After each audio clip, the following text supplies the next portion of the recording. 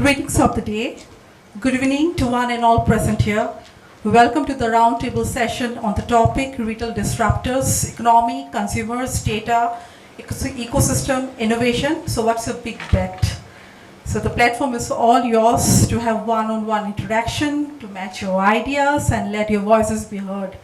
So I'd like to invite our moderators, Nadav, Itach, Head and VP Data and Services, Mastercard, and Nikhil, Krishna, Director Advisors, Asia Pacific.Mastercard, and our eminent speakers, Anil, Menon, CIO, Lulu Group, India Private Limited, Ashutosh, Taparia,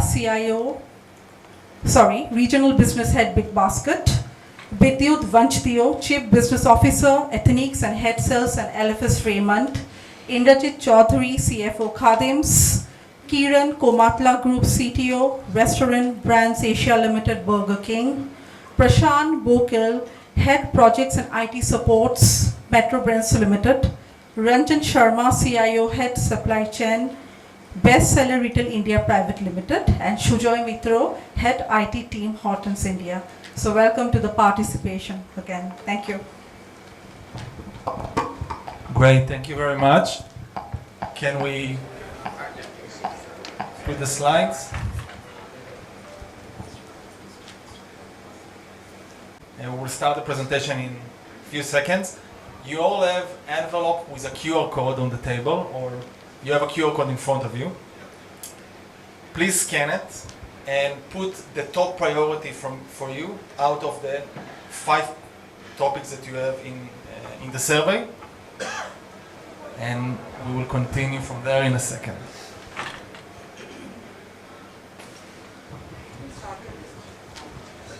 While you prioritize your priorities, just want to give you a bit of sense of how you can look at those individual topics, because I'm sure all 5 of them kind of revolve around consumer, data, economy, ecosystem, and innovation is all very intertwined.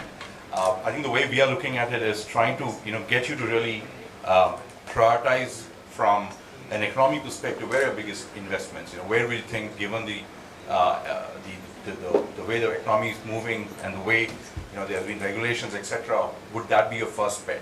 From a capex, from a investment, from an expansion perspective, from a consumer's perspective, understanding and reaching them is a big part of the core. So would you really put your efforts from the seat you sit and in your organization? Would you get that as the first in the next 12 to 36 months? Keeping customers, which is data, right? At the end of the day, the way we look at it is really understanding them and being able to kind of retain them, to excite them and keep them on the journey that you as a brand or as a retailer would want them to keep coming back to the store. That's the priority we're looking at. And what are the various ways you're doing it? Will that be a big bet in terms of investing and putting your efforts and trying new things out there? From an ecosystem, it's a very multi-complex area, right from payments all the way down to various marketplaces and suppliers, etc. So you want to know if that's going to be your big priority and bet in terms of investing and really trying out new things and making sure you can stay in touch with the latest marketplaces, investors and all the other suppliers, etc. from a collaboration perspective. And the last, innovation. Well, innovation is across all these areas. I think critically, would you go and put your big bets in saying, making sure I want to have the experiential stores, the multiverses, the ability to kind of really excite that experience as consumers have, and as we were discussing, product becomes a byproduct eventually as part of the experience, and that's what's being consumed today, rather than the product, right? Product becomes on the way kind of a thing. So you just wanted to get you to, keep you at gunpoint and say, listen, where do you put your, millions of rupees into basically, and what would be your priority? So that's what the poll is. If you could prioritize, and then we could kind of get into a discussion to really hear out the challenges, the opportunities, and basically how you're leading, given the leaders that you are in your retail industry or in a CPG, where you're actually going to put your big bet in, and that's basically the background behind this roundtable discussion. Okay, good. I already see the results coming in. We had some really nice flashy slides, but this is not coming on the screen, so the show must go on. Let's start. And when they fix it, we will start. We'll go back and cover what we wanted. So maybe just a quick round of introduction. And I can start with myself. My name is Nadav Itach. I'm managing the Test and Learn product for MasterCard data and services across Asia Pacific, based out of Singapore, originally from Israel, living in Asia for the last 15 years. Nikhil, you go next. Thank you. I'm Nikhil. I had the advisors for Test and Learn and data and services across Southeast Asia and South Asia. I come in specifically from the last 20 years experience across consulting, digital transformation for retail, CPG, and manufacturing. And I'm glad to be a part of an esteemed discussion today and really look forward to hearing your thoughts. We also have a few of our colleagues across the table from MasterCard who will be interacting and asking questions in between. We have Survi, who heads one of our divisions for South Asia from data services. We have Joe, who's coming in from Dynamic Yield, which you just heard from the stage. It's the latest acquisition of MasterCard across personalization, and basically it's a leading platform being utilized from McDonald's to the larger brands in the world. So we have a good kind of planned session, and over back to you, Nadav, for a bit of guidance around the session.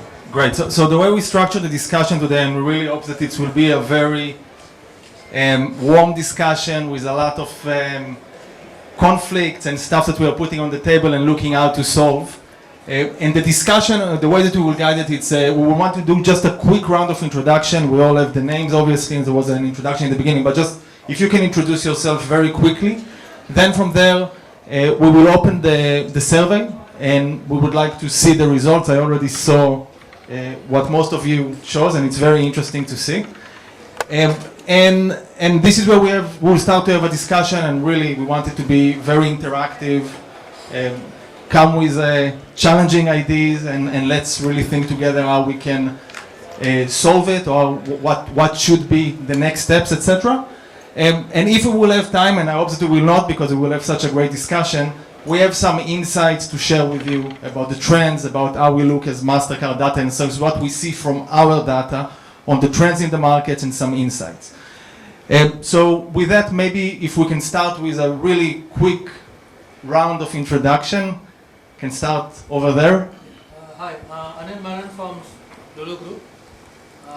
Lulu Group is largely into retail, malls, flight kitchens, hospitality, and logistics, to name some. And we are just now being an independent agency or independent entity of Lulu Group International, which is called Lulu Group India now. So we just started our operations there. We have almost 5 malls and that many hypers for sure. Thank you.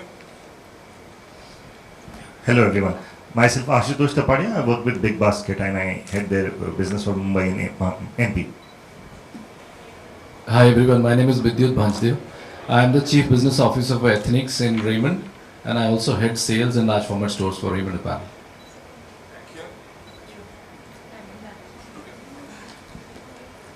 Hi, I'm Sujoy. I head the technology division for Tim Hortons India. We have just entered the country less than a year back, 7 to 8 months back, and yeah. Hi, I'm Ranjan Sharma. I'm the CIO and the head of supply chain for Bestseller India. So we have brands like, we are purely a fashion brand organization, and we've been in the country for almost about 12 plus years, and with 300 plus stores and a lot of shop-in-shops and e-commerce presence. We largely retail for our own brands like Jack & Jones, Vermora, Only, Selected, and a few more brands. So Jack & Jones Juniors, Only Kids, many more. Hi, I'm Kiran Komatla. I'm Group Chief Technology Officer for Restaurant Brand Asia. We operate Burger King as a brand in India. We have close to 400 restaurants in India. And we also have Burger King in Indonesia with close to 180 restaurants. And we also operate Popeyes in Indonesia market, which we just started a month back with 5 stores. Hi, this is Indrajit Chowdhury. I am from Khadims India Limited. It has 800 stores in 23 states in India.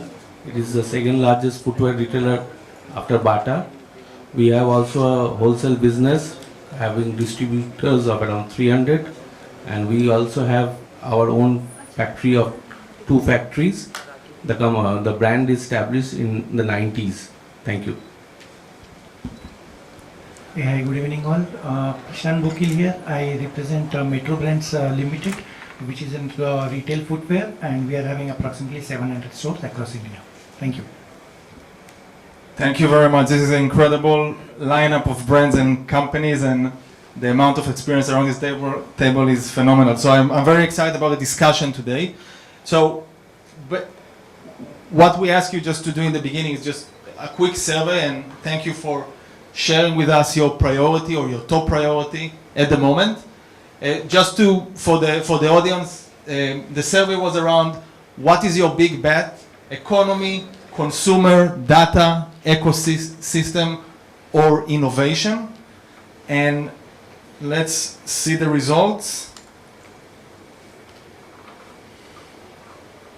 Okay, so here are the results, and it's very interesting that the first priority that most of you chose was around data, and the second around consumer, which for me consumer is very, very obvious why. But it will be interesting to see why you prioritize data at that point in time. And I would be happy maybe just to open the stage for a discussion. And if someone wants to take the first turn and just share with us, or the question probably would be, who of you chose data as the first priority? If you can show your hand. That's the only thing in our control for me.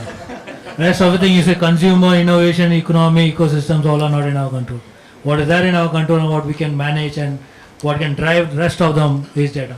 Right? If you have data enough, no matter how your economy is flowing around, your ecosystem moving around, innovation happening, not happening, consumer coming, not coming, all of that can be still brought under control by just looking at the data which we have.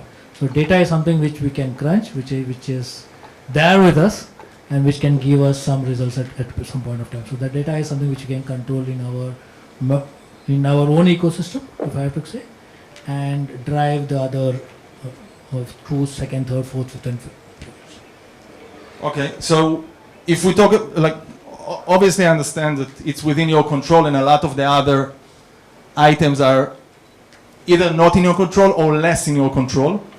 But still, you chose it as your first priority, your first big bet. If you need to put everything on something, you put it on data. So, in that aspect, like, is data still your first priority? Yes. Okay. Why? One, because, say for example, tomorrow economy is moving upside down, whichever side you say, right? If I have to run with the economy, the agility which comes to me, from an economic point of view or innovation point of view, will be from the data and the outcome of the data which I have, right? Only basis that, say for tomorrow example, my consumers are not coming back to my stores, right? Whichever is that. Looking at the data, I can at least try to find out the opportunities to bring them back to me, right? Still, second, if I have to do an innovation, on what basis would I do an innovation? I will do on the basis of the data, what data is speaking to me, right? So all the outcomes of data, again I'm coming back to the same point, that outcomes of data will help me drive the rest of the priorities which I have, which are, as you rightly said, are less in my control. But data outcome is always in my control. Doing what to do with the data is always in my control. Okay, great. We'll get back to that point. Anyone else chose economy, for example, as the first priority? Yeah, I mean, for me, economy would be the first priority, and the primary reason being this decade and the next couple of decades is going to be that of India and specifically Asia. India, China, specifically Asia. Reasons are ample, and while we can keep talking of the reasons are ample. One is, of course, the intrinsic reason which was always there was the consumption, the power of consumption which was there in the country anyway. But the others are, of course, macroeconomic with respect to where do you put your money, okay, as in where do you actually invest, right? With Europe and Russia, with the war going on, I mean, of course, with or without the war, if you look into UK, if you look into the overall Europe, there is a sense of uncertainty. US has been, the only thing wherein one might take out money from developing economies and put in US is only the rate hike that happens in US, right? From overall innovation standpoint, overall economic flip standpoint, I think it has been a fair bit of status quo, and that's where, and now that brings the focus of, and that actually brings the focus on where do you bet your money in. Now, the one is of course the internal factor, as I said, the consumption market is huge, okay. The ecosystem is probably the stablest, as we know, in most of Asia, but this part of the world definitely. And of course with multiple, with the kind of digitization that we have seen in the last 2 decades, right, and which has only accelerated in the last couple of years, I think it has created the right ecosystem. So it goes back to the 5th point, the right ecosystem, wherein you are able to, transaction has become, you can actually track the sources of transaction. You can actually, the entire ecosystem of interconnectivity is humongous. Now, 20 years back too, I would say the banking system in India, if we compare to the West, we were always more savvy in terms of interbank transactions. We were way ahead of our times even in early 2000s, as in ahead of the West in early 2000s. Now, what has happened in the last 15 odd years is the level of integration that we have built around the platforms, be it public players, be it private players, all coming together, the platforms that have built up. Of course, this has also happened, the sea change has also happened with multiple technological platforms, be it the cloud, be it APIs, open APIs, all of that put together, okay? So I would completely bet on economy. Thanks, Sujoy. Just because, coming from your business point of view, from Tim Hortons, I think I want to just take this question and extend it to Kiran, who's coming in from the Burger King in a similar QSR perspective. And see, did you kind of see Sujoy's point in terms of, and did you bet on economy being the expansion growth that you see in India, or do you see it, another factor being top-notch for you in terms of your investments? To me, I think I see consumer as the top priority to me, because if you have consumer, you have data, you can build your innovation, you can build your ecosystem, and your economics works. Maybe in QSR business, what I saw is when economics slowdowns, QSR booms. So that's how a QSR worldwide works. So irrespective, that's just an example. But for me, I see consumer as a top priority, where everything is linked around consumer. If I focus more on consumer, the rest I can keep it in place. So that's an interesting question. I'll push it down to to the gentleman from Big Basket and Ashutosh, and understand, because we as Mastercard in general also, we are seeing that while data and personalization is becoming big, there's also democratization of and the concerns of privacy, right? Sharing of data and in terms of this. While consumers, Anil said about understanding consumers and data, while as an e-commerce business and trying to move to the brick and mortar from a Big Basket perspective, do you see the same challenges, that is data being accessible or is being withdrawn down? And you're looking at challenges coming in from trying to really innovate or look at the view slightly upside down. So what would be your priority and what is your challenges in terms of these 5 areas? So I firstly totally agree with you that consumer is at the center of everything we do, right? So consumers is the first priority. However, if I have to choose what is going to be a disruptor, I still choose data, because we have spent a lot of time to understand what consumer wants. And one thing we've understood is he doesn't know what he wants. So if he doesn't know, how will I know? I have been a part of a lot of customer surveys, and even some FGDs. And FGDs are even more wild than what a generalized sort of a survey will result, right? And that clearly tells you that they don't know what they want, and hence data somehow helps us get those insights. The problem with data is, and one of the businesses we are in is also fresh milk in the morning. Only thing that sort of rots faster than fresh milk is data. So data for today is not good enough for tomorrow, is what we have realized, especially for a impulse category like grocery and what is day to day, right? So while data is important, what we need is fresh data, which doesn't stink enough at least. So that is where I feel the major disruption will come in. And to answer to your question, how I see it moving is, we have seen this, we have tried to use data accumulated from a particular source in some another source, and it simply doesn't work, right? So for example, you mentioned how I know exactly which pin code or which lat long a particular product is getting consumed right now, right? Because I deliver to the homes, right? So I know where the consumption is happening and not just where the point of sale or point of purchase is. Even with that, when I go to a physical store, the consumption behavior completely changes, right?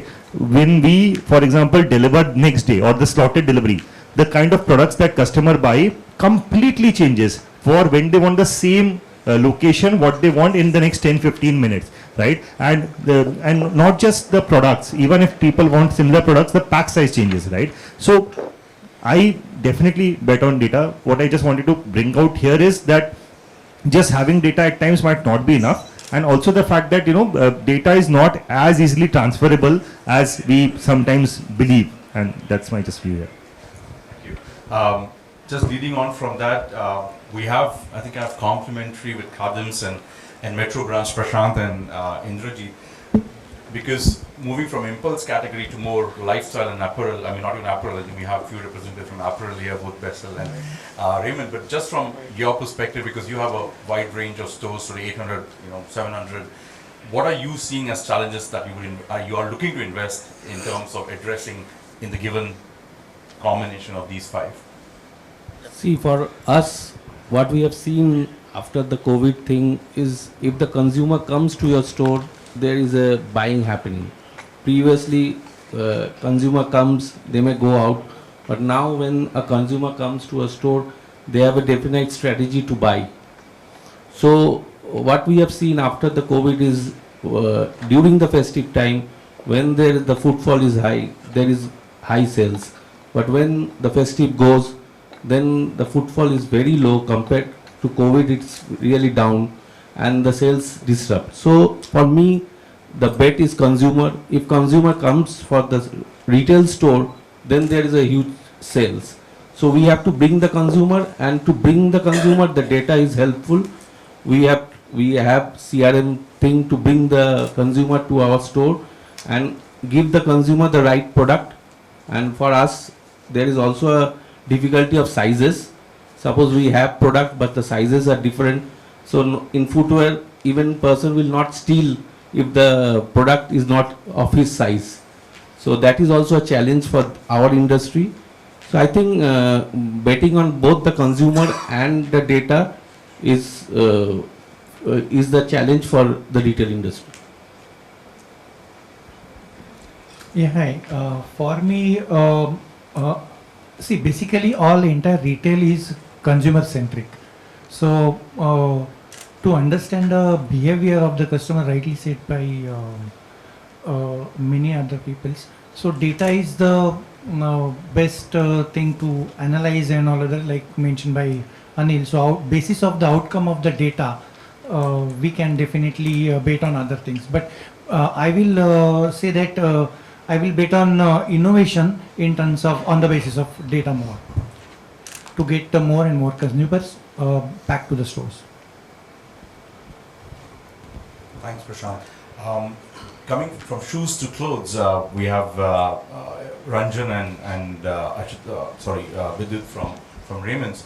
From your perspective, I know data is becoming common, and you kind of tend to have a lot of D2C stores in presence. Collecting data would be lesser of a challenge compared to being online or the ability to drive. But are you seeing that online is easier now with, if consumer is your bet, having an online presence is easier to drive, getting data and then acting on it, or are you seeing it differently, being primarily more on D2C versus online? Where do you see the challenge for you and the bet for you? I think I had actually voted for data as being my first priority, and from an organization's perspective, and a few reasons for this. And I think innovation, if you ask me, is not a disruptor which has to be one of the five. I think it needs to go as a vertical, because innovation has to be in all of them. Whether I'm talking of data, consumers, economy, ecosystem, whatever I'm talking, innovation has to be part of all of them. You cannot have data without innovation. You have to every day that, like Ashutosh said, data rots faster than milk, and that's a reality of life. You need to keep innovating in terms of how do you look at that same data and make a different sense out of it, and deliver something different. From our brand's perspective, we are available on both the sides. We are available on e-commerce as well as our own stores. But we still have a larger presence in the offline space, where we will have about 300 plus stores, 350 plus stores of our own, and about 2,000 plus shop-in-shops. But e-commerce, collecting data in e-commerce is far easier for sure. But I think if you have the right attitude towards collecting data even from an offline space, it's not as difficult. You will have to put in the right mechanisms. You will have to put the right touch points, create those touch points where you can get that data point, which is actionable. Maybe not as rich as e-commerce. It's all changing, and it's a combination of multiple data points that you will have to create, which is coming to the stores. And today's it's gone are the days when you were only collecting your data at a store from a point of sale. That's more or less the last resort that you have. You collect data when the customer actually starts, even before he enters into your store, you start collecting data from there. By the time he leaves your store, you have collected enough data points, enough behavioral data points, enough outcomes from a fashion brand. You can get enough information in terms of what are the kind of products that they're looking, what are the kind of fashion sense that they have, because we are a fast fashion brand. You need to collect information in terms of what are the fashion sense that they had, what are the kind of customers, because for Mumbai, a store in Linking Road versus a store in Vasi might not be the same. I will not have the same merchandise, and I'll not have the same assortment. The customer set is different, their expectation is different, and that's where my bet on data being the first priority is important, critical, because we have enough of these data points which are sitting in silos. How do you bring them together, innovate on that data, and keep doing that on a daily basis so that you start making sense out of it? I'll just give a simple example. If you read a book in your nursery class, you will make a different sense out of that same book, whereas if you read that same book maybe in a class 5 or a class 10, you'll make a different sense out of it. That's what data does to us. The more you mature, you'll start making different senses out of that same data, and that's what becomes useful in different contexts the moment you start putting that data into a perspective, into a context, and that's where it starts impacting all of them, and it starts moving the needle across consumers, economy, ecosystem, everywhere. It starts moving that needle, because from an ecosystem, what do you want to evolve? If you don't have the right data points, how do you know what you need to evolve? Where do you need to put your next bet in terms of the ecosystem? Where do you put your money in terms of developing as an ecosystem? In the economy, no matter what it is, you have to survive as an organization. During COVID, when everything was shut, all our stores were shut, we still had to run the organization. We still had about 3,600 plus people who we had to support, and their families. That means we still had something to do, and we innovated. We came out with some new business ideas sitting at home that we were running. That was all based on data points. That was based on data that we had for certain consumers. That was based on data that we had for products, which we are using and leveraging to be able to still run a business in that situation as well.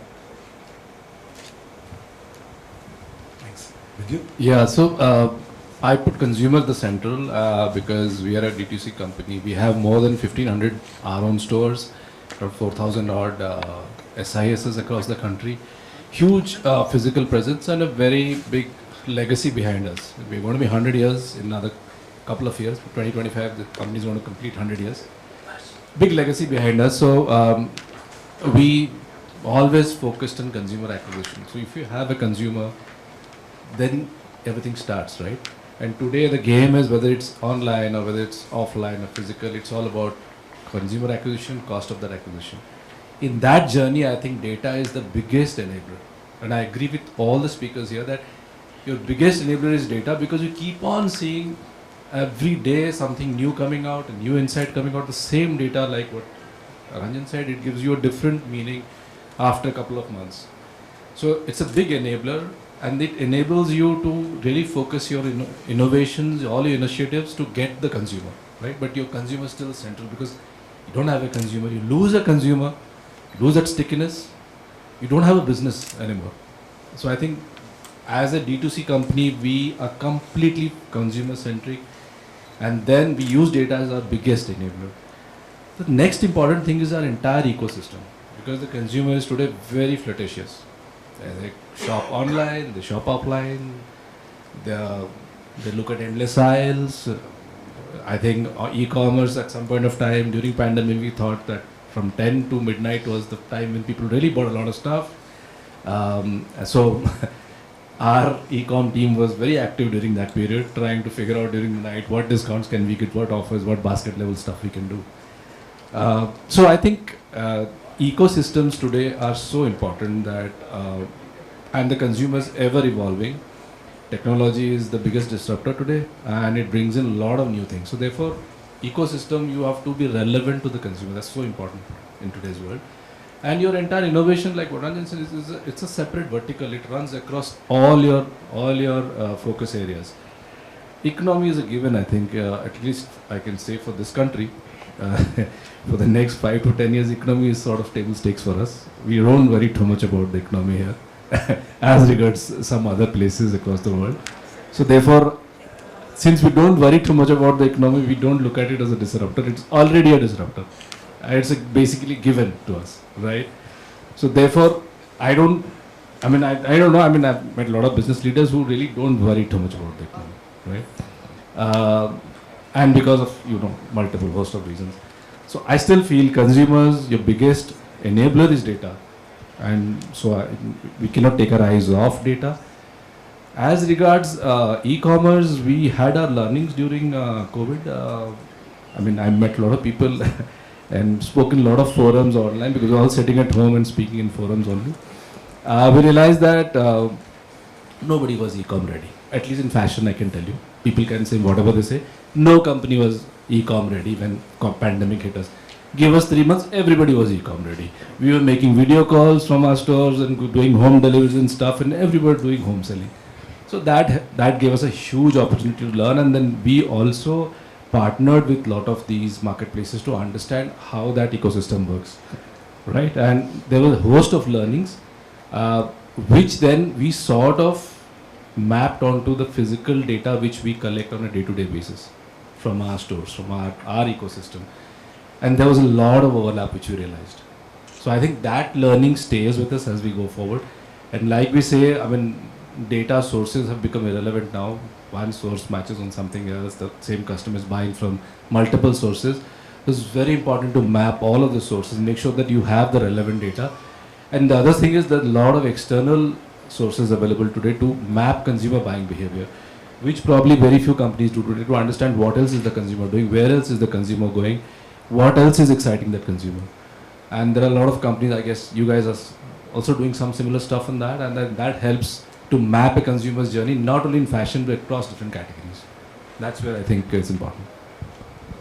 Thank you. I think that's one of the bread and butter things that we do. So that's something which we would love to present in this. So coming back to Anil, you were kind of entering into the larger outlook of Indian industry. I know it's big in the Middle East, but I think given there's a lot of talk about, assuming that we all agree that consumers is the big thing, and with the multi-brand outlet, a single brand outlet, with all the concepts around physical space that you're using, how are you kind of looking at a challenge to get that data? What would be your wish list if you really want to operate in the given circumstances and the kind of economy we have and the retail structure we have in India? What would be your wish list in that consumers, that how would you kind of go about in the next 1 to 2 years to really capitalize on the 1 trillion that everyone is predicting that Indian retail industry is going to hit in the next 10 years. So we're going to go to 2 trillion, I believe. So what is your challenge, or what's your kind of wish list to get in terms of that consumer that you're targeting as a first priority? Very relevant as now, yeah. But the word challenge is move the goalpost. Previously, getting right data and clear data and everything was a challenge. Now it's not as challenges as it was before. Now as listened to someone very recently, and we have moved from just the 7 metro cities and all of that to tier 2, tier 3 and tier 4. Now getting that data, which is rich, right? And as one of the statements someone was speaking about is privacy and how much of data can be given and all of that coming up. Actually, India is still far away from it. Right? Let's be honest there, saying that, you know what, we will still get data. But how do I segment this in going ahead in tier 2, tier 3 and tier 4 is a challenging thing, part 1. Part 2 is how are the buying habits going to affect us, right? In the sense, are they going to be online centric? Are they going to be offline centric? Do we get in new channels of getting it buy from them or getting to know them? It's something which we are still experimenting, because as you go down, as I said, rightly said that milk is faster, right? That's one part of it, the channel. How do you penetrate this particular tier 2 and tier 3? The third channel which I see is, once I have so much of data, right, how am I really going to work on it? The skill set part of it from data getting is one, having it is one, and what should be my strategy around that? What are my strategies for tier 2, tier 3? Is something which will be a part where, not now, it's not seen right now, but in a couple of months, I think it goes around. Because if I know it right, there is almost 31 states where there is direct investment from FDI. So you see, look at the space where we are moving around, right? And what our previous experiences have taught us is cities, villages, urban, rural, whatever you call it, as we go deep in, the buying powers are heavy. Buying powers are heavy, the pie is big. So how do I get most of the pie is something which will work for us. Thanks, Anil. Yeah, maybe just going back to Ranjan, I love your point about the perspective of data. That the data today tell you one story, but then if you look on the data again, a few months ahead, 1 year ahead, it's all of a sudden it's a different story. And it links to everything else. And he also mentioned that it's a complex environment outside, right? There are a lot of different priorities and uncertainties. So you mentioned that you are going forward with some initiative. You have initiative, new stuff that you want to put into the market. So how do you test those? How do you make sure that before you go, this is really the one bet that you want to go after and where you will see the biggest return? So for a fashion organization like us, what is the biggest money we put on? The biggest money is on the product, and the product is the hero. The product that we make, right from the conceptualization and identification of a trend, spotting a trend, because we are a fast fashion player, which means the shelf life of whatever we make is about 4 to 6 weeks. And if you don't sell it in 4 to 6 weeks or 8 weeks, which means you have to end up marking it down. That means you're losing money onto it. That is where again data starts playing a huge role in terms of spotting trends, bringing that information back, merging it with your own data set, though not 100% automated way, using technology to be able to start making sense out of that data. And imagine also you have to do away with the noise a lot of that data is actually going to bring with it, because a lot of that data might not be relevant, or whatever is there as part of that data might not just make sense, which means you'll have to do away with a lot of that noise around that data, and then make sense out of the data to be able to create the right product. Because one thing is creating the product, the other is the whole supply chain bit itself. I remember earlier we used to have almost about a 6-month supply chain lead time. We used to plan 6 months ahead, place an order, and then we would wait for the merchandise to come. We have to figure out a way to be able to reducing that supply chain lead time, and we've been able to do that in certain sense. But again, here innovation again starts playing a role in terms of how do you reduce that lead time in terms of the supply chain. What starts making more sense from you? If you have to manufacture something in, say, Turkey, a good denim in Turkey, how can you quickly closer to the season when you actually need it, so that you are more spot on in terms of the trend? There is less chance of things going wrong. There is less uncertainty, because the more closer to the season or the more closer to the time when you've got to sell it, if you're getting that merchandise, you have more opportunity to be able to react. Because planning to a large extent after COVID has actually gone out of the window, for sure.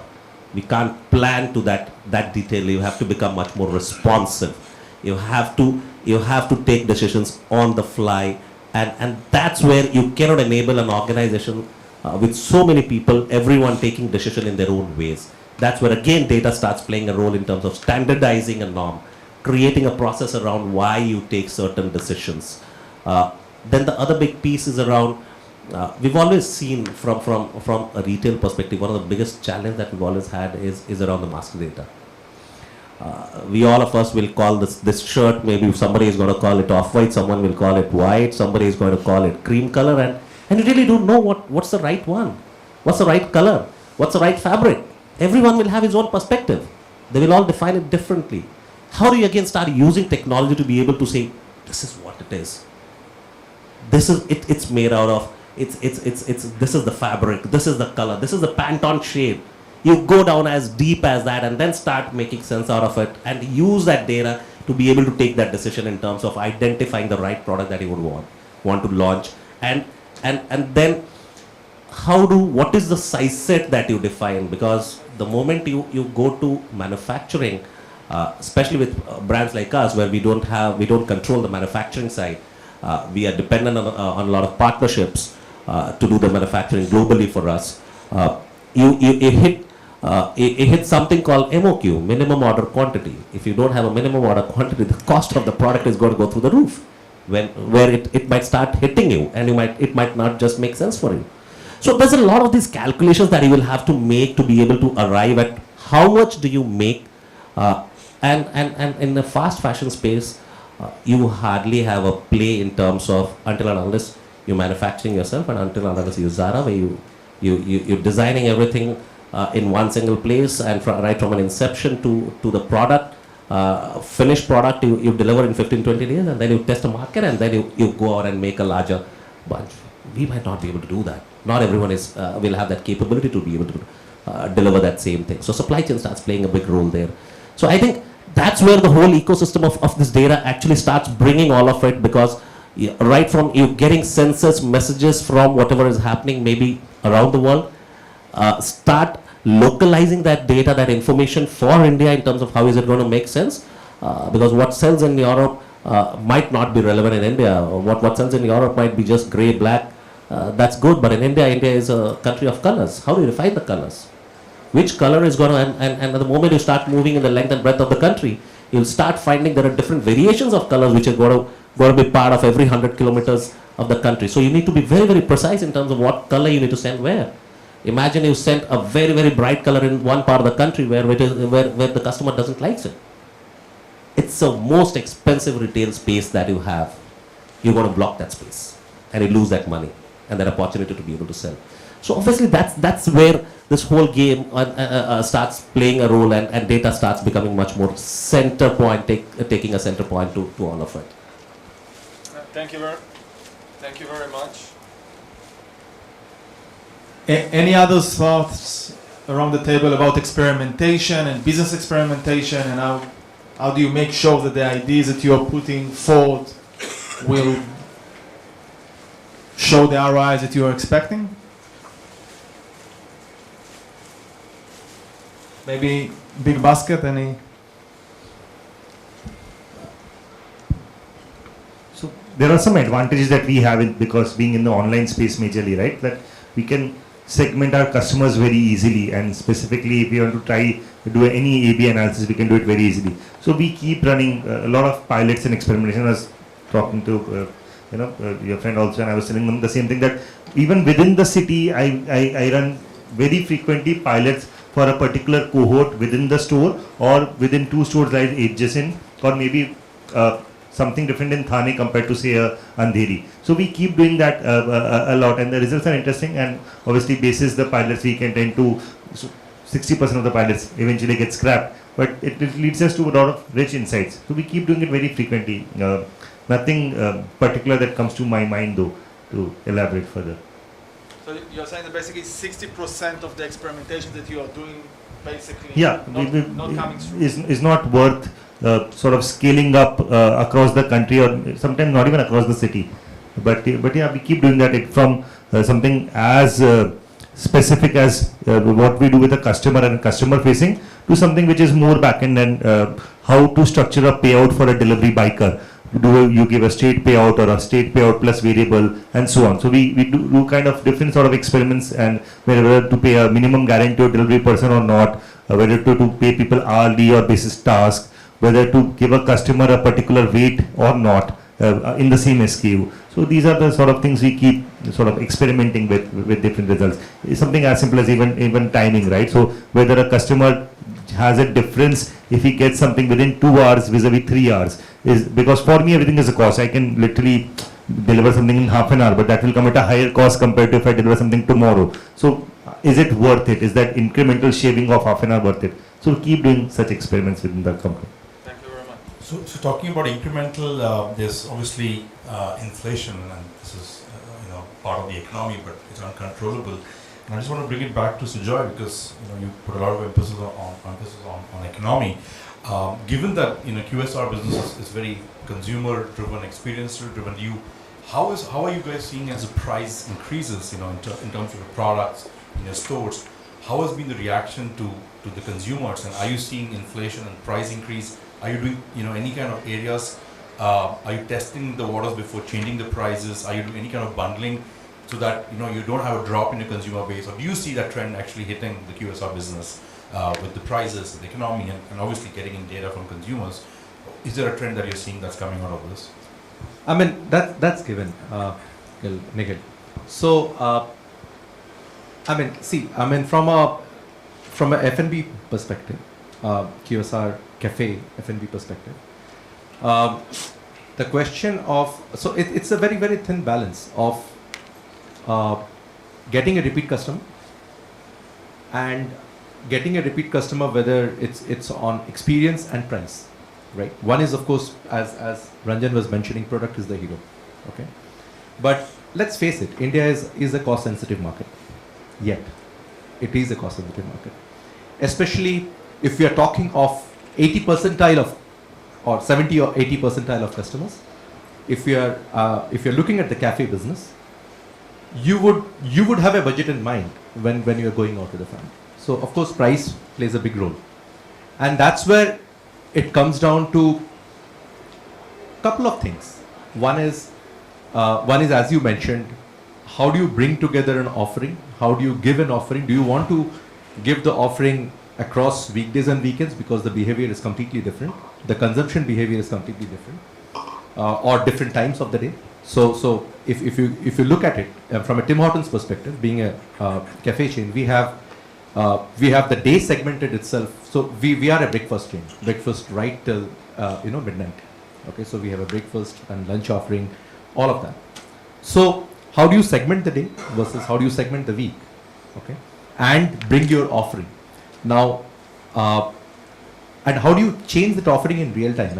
And some of the functionalities that really help is how do you change the offers in real time with a span of probably 30 odd minutes, and it gets reflected in your cluster of stores that you have identified where you want to run this from say 12 to 4. Okay, that's one bit of it. The other is about how do you smartly there would be always a basket of products that you're playing upon, right? And given that, and there would be certain where you will be playing on volume and the others wherein, you know, the volumes would be moderate, the margins will be higher. Question is, how do you price it right from an entire portfolio perspective? I think that becomes key. I think one of the key things that I would say Tim Hortons India has looked at very closely is pricing it just right, and that's the motto: pricing it just right. We are a premium brand. We are a premium cafe brand. Entered this, I mean, and we are new to the country. But having said that, we completely understand, like you said, we completely understand the market, the price sensitivity of the market as well, right? So it's a game of portfolio. It's a game of pricing individual products right as well. You will go wrong in certain cases, and those wrong will be an internal hit, right? Because you're looking at the portfolio, right? And then you segment the entire the timing with respect to consumption. Thank you. Just from a consumption and pricing, coming back to both Khadims and in terms of Metro, the consumption of QSR is pretty quick. It's a repeat business. But for you, I think the sales cycle, someone buys the shoes, it takes time for them to come back. How do you kind of look at acquisition of customers through this whole journey of what you mentioned of consumer understanding and data? How are you kind of, and the same goes to also Bidyut, because both you and apparel in terms of Raymond, the positioning is about suits and very high class materials. How do you kind of get that acquisition of customers done? Like, how do you expand, keep them coming, because you need to keep going as a new segment, a newer group of customers. So what are your challenges and how are you kind of going at it from a consumer's perspective? See, in our industry, we have faced two challenges during the last 1 year. One is the rising prices of the raw material and also a GST impact, where the footwear was from 5% has gone to 12%. So it has hit the industry. We generally deal in the middle class group where we sell both Hawaii chappals and also shoes. But what has happened in the economy is in the Hawaii chappal, which was not that much higher taxation rate previously from independence. So for a Hawaii chappal of 140 rupees Hawaii chappal, and in market it is available for 100 rupees unbranded, here the brand has faced lots of challenge. We were able to lose lots of customer, but here in the wholesale market, we have to reduce the price and bring back the volume. In the retail industry, that has affected us also, but what has happened is we changed the product and brought back new product with new pricing. So pricing is an issue in the retail market. So we try to take a new consumer by giving new product at a new price, so that our consumer gets the look and feel the same, but our margin is also protected. Hello. So basically, previously, yes, footwear industry was customer turnaround was very less, but now with the change in many factors, that thing is drastically changed. Previously, if we say the footwear usually buy on a festive seasons or occasionally, but that thing has been changed now. So there are many change in sense of customer or habits of the customers has been changed, and they are changing their footwear with the very frequent times. The challenge which has been shared are right challenges that the cost impact was very heavy after GST impact. So there are, yes, on the basis of data, customer centric changes, we have done few innovations, and we are working out on getting the customers back as early as possible. Thank you. Bidyut, anything to add to the points for acquisition? See, we had multiple challenges. One was there was a raw material escalation which happened last year, and cotton prices went through the roof, almost doubled. Similar happened to man-made fibers. So on the other hand, we are now seeing those prices cooling down, but inflation going up. So there's a K-curve which is happening. You're seeing that the single garment buyer, which is basically a discretionary purchase, that's not happening. So those bills have fallen to the tune of around 30 to 35%, which means people walking by and picking up a t-shirt or a shirt, that's not happening. What's happening is the planned purchases are going up, which means people with money are still making more money, and therefore the bigger bill cuts have grown by 20%. If you look at the overall piece, maybe we are growing like to like. This year we've seen a very good growth. There are stores which have grown by 30%, which is never seen in the last 10 years also. Having said that, new customer acquisition is still a challenge. The single garment manufacturer buyer or the people who buy smaller ticket size items, which is basically the discretionary purchase which is getting hit. And unfortunately, this industry doesn't have too much of syndicated data as compared to CPG. And I come from a CPG background, so I reached out to some colleagues and I figured out that so there was a challenge that North was declining, and I was talking to my counterparts in lifestyle, shop to stop, and they were clueless. So they said, "Tere paas kuch data to bata dena yaar, we'll go and talk in the meetings." So when we actually mapped CPG, we figured out that inflation and bad monsoons actually impacted rural economy. Therefore, consumption was down, and that's something which was reflecting in all discretionary purchases. And you would have seen that even white goods got impacted by that. So when you map that, do data points, you figure out it's also impacting us because we don't have that syndicated data, we didn't get it. So that's the bigger challenge today. Getting new the customer acquisitions is difficult, and the smaller ticket size guys, how do we get them back into our stores is so important. So that's the challenge that we're facing today. So we're doing multiple initiatives around it. We have introduced certain price points which are not there earlier. And we are seeing traction there. So that's one way, but that's a very easy way of doing it, which as an organization we are not very comfortable doing. Willy-nilly you are actually lowering your ASP, which is not something which you would want to do. So therefore, how do you change behaviors and how do you control your sourcing and your costs is becoming more and more important for us. Thankfully, the overall raw material prices are cooling down in the last 6 to 8 months. So that's sort of helping us to keep prices under control. That's the two challenges that we face today. Thank you, Bidyut. So I think we are kind of coming towards the at time as said by everyone. So I think we just want to quickly run you through some of the trends from what we are seeing from Mastercard's eyes, and we have a lot of our colleagues in the room, right from Supreet who heads it for India, and I think he's Dab to Sumit to Surbi. I think these are the folks who you can reach out along with me and Nadav and Joe post the discussion. But we just want to quickly run you through some of the trends we are seeing as Mastercard, and hopefully you agree. If you don't, we'll be happy to take you on one-on-one and actually connect and then actually make sure we align to that. To your point, exactly what Bidyut was saying is inflation is impacting the household budgets from an economy perspective, and I think it's driving customers to shop in person more frequently but spend less per visit because they're more very specific about spend and ensuring that they are being very conscious about it given the economic standards. Choice is a key, but I think we have heard this across that don't overwhelm me with data and messages and communication, and they just opt off. And that will become a problem in terms of data, which Anil, you were mentioning is the key, is how do you kind of reach to them at the right point of time with the right message, with the right offering, but keeping that at a distance that it's comfortable with their privacy, with the ability to have the frequency. And again, coming to that, privacy is becoming important, and it's a fine line. I think you're saying India is still not there.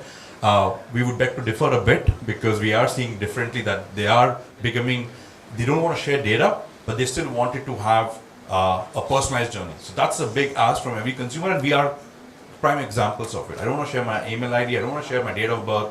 I refuse to become a loyal member if they're asking for date of birth, but I still want them to treat me as if they are my best friend, right? That's the expectation.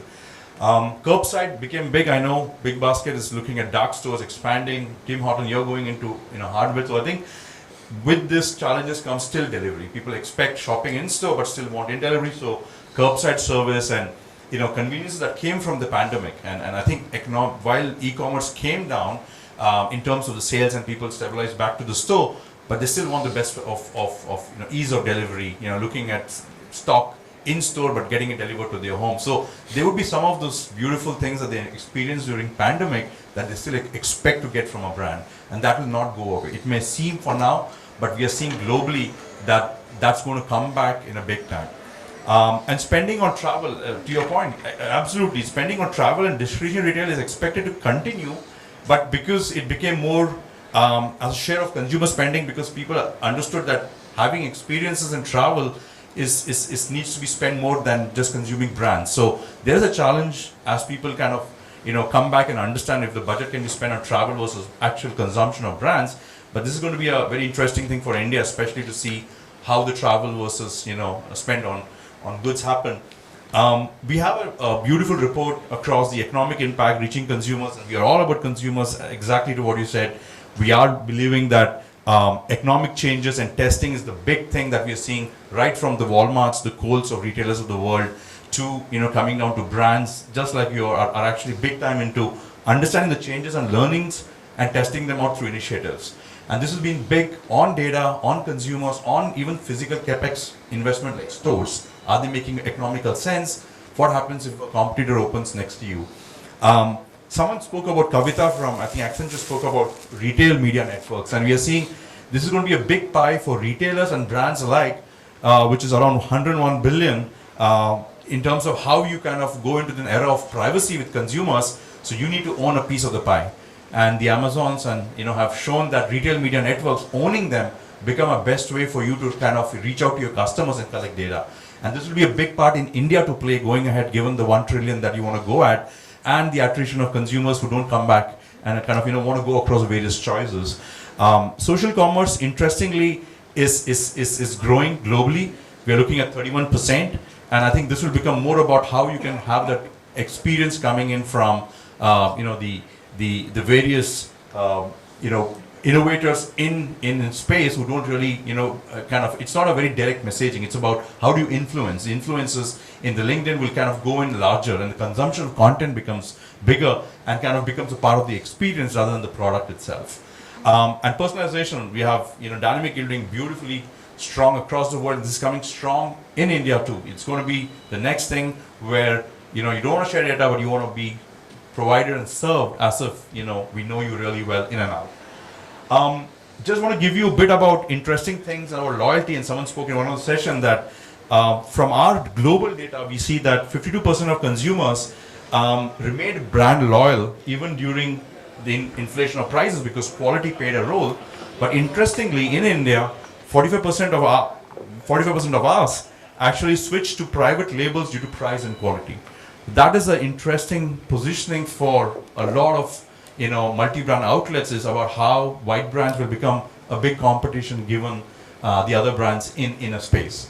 And from a MasterCard perspective, starting from rewards to sustainability efforts, cookieless feature from a dynamic yield, seamless payments and paid membership kind of all become into subscription service. I know Big Basket is doing a lot on subscription on milk.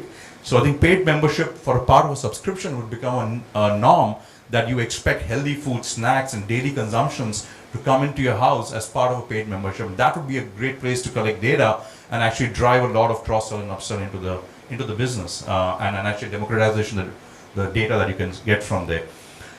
Paying for purchases in our backyard, 84% of consumers expect to make purchases the way they want it, whether it's cash, whether it's payment. They just want to have the flexibility. While digital commerce and digital payments are becoming the norm, I think they still want flexibility in terms of that, and they don't like forceful payment methods. But we are seeing interesting trends across the globe and in Asia Pacific with QR codes. Buy now, pay later, which was I think big time in India 10 years back, is actually now reviving and becoming big across established developed economies. Australia and US are seeing massive scales of buy now, pay later schemes, which I think would come back to India in terms of the way the payments are being done. E-commerce payments, which I'm sure of the omni-channel presence, you guys have already gone through it. But super apps is something which is interesting, and we are seeing a trend in Southeast Asia for sure. Grab example, which all the brands are catering to and experience-driven selling. But I think it's something which we would love to hear from Indian. Do you see an app there where you would go and put your brand onto it? Big Basket is one of an example. But would it go across to booking taxis to a super app would mean you just open that one app and it serves everything around, right from booking a cab to going to a restaurant, having the food, making a payment through the same app, and actually coming back home and booking a vacation for the next week, so that you actually have an end-to-end app which is also leveraging on the points that you can earn from those transactions. While innovation from our perspective has been more digital in soul, right from the entire metaverse and 3D, etc. I think that being critical part will also come from online to offline and offline to online. And some good examples would be the Amazon and Targets and Amazon and Starbucks, who are actually doing a lot of gamification in a sense in the innovation in the stores to keep the customers retained while acquiring the newer millennials across the country. So that would be a good challenge to see how that can be achieved in India. Having said that, please feel free to scan the QR code for downloading the whole report. We also have the report at the booth, and please come in, feel free to step in. We would love to have discussions with all of you, and as I said, happy to get challenged on these trends and actually maybe implement them and see how it works for you. So thank you for a good time. I'll just give this to Nadav to close the. Sujoy, Mitra sir, Kiran, Komatla sir, and Ranjan Sharma sir, please go with the panel discussion. Please. Thank you very much, everybody. Thank you very much for your time. Thank you. Please, the other speakers, please wait.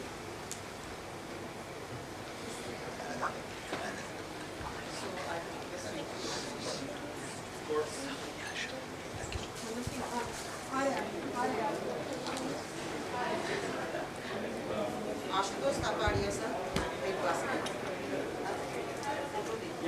ये बंद करके से ठीक है.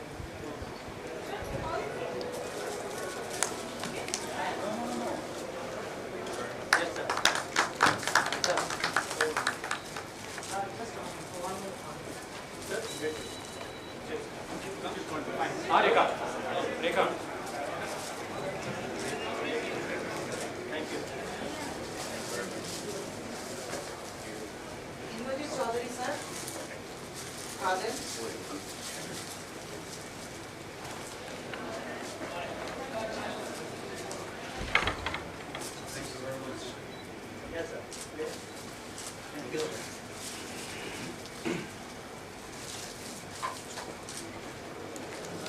Anil Menon sir, please.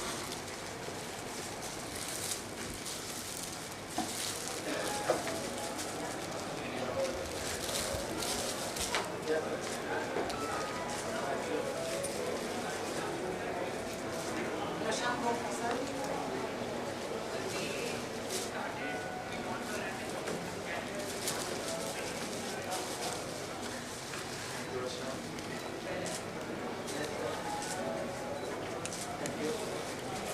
Bidyut Bhanjdeo sir from Raymond.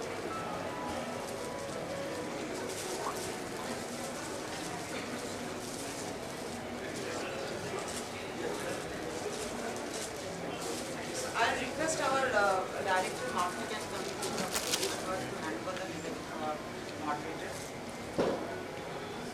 Nadav sir.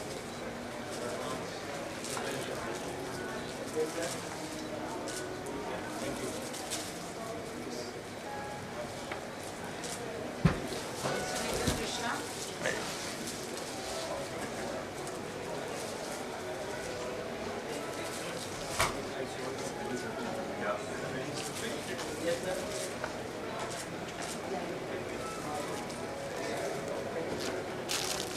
Thank you very, very much for your valuable group photo. We can have a group photo here.